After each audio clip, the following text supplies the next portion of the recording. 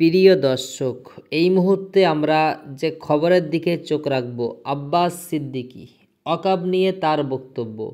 আব্বাস সিদ্দিকী তিনি ঠিক কী বলেছেন সেটাই আমরা আজকের জানাবো। আব্বাস সিদ্দিকী তিনি বললেন, ইতিহাস সাক্ষ্য দিচ্ছে জালেমরা মারতে মারতে হাঁপিয়ে গেছে। আমরা আল্লাহ ও তার রসুলের জন্য মরতে মরতে হাঁপাইনি, আজও মরতে রাজি আছি। কে বলছেন?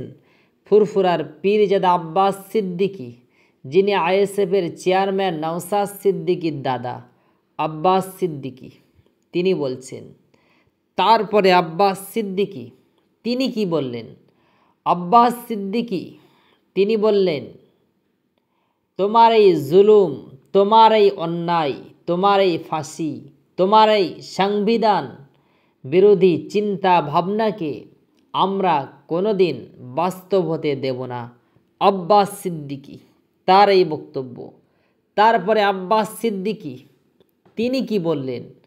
আব্বাস সিদ্দিকী তিনি বললেন, যদি তোমরা আমাদের মসজিদ মাদ্রাসার দিকে আগে আসো, মানে আমাদের মসজিদ মাদ্রাসার দিকে আগিয়ে আসো, কি করার জন্য?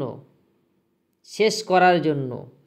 তাহলে আমরা কি করব সেটাই আব্বাস সিদ্দিকী, ফুরফুরার এই পীরজাদা আইএসএফের চেয়ারম্যান নওশাদ সিদ্দিকীর দাদা, তিনি বললেন যে তোমরা যদি আমাদের মসজিদ মাদ্রাসার দিকে আগিয়ে আসো, আমরা বুকের তাজা খুন ঢেলে দিয়ে তোমাদের অন্যায়ের বিরুদ্ধে আমরা ঢাল হয়ে দাঁড়াবো।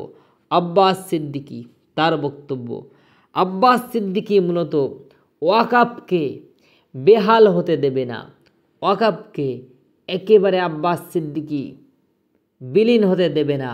আব্বাস সিদ্দিকী তিনি বলেন যে বুকের তাজা খুনকে আমরা ঢেলে দিয়ে তোমাদের এই অন্যায়ের বিরুদ্ধে আমরা ঢাল হয়ে দাঁড়াবো। এই ওয়াকফ সম্পত্তি বাঁচানোর জন্য নওশাদ সিদ্দিকী কেস করেছেন। সেই নওশাদের দাদা তার এই বক্তব্য।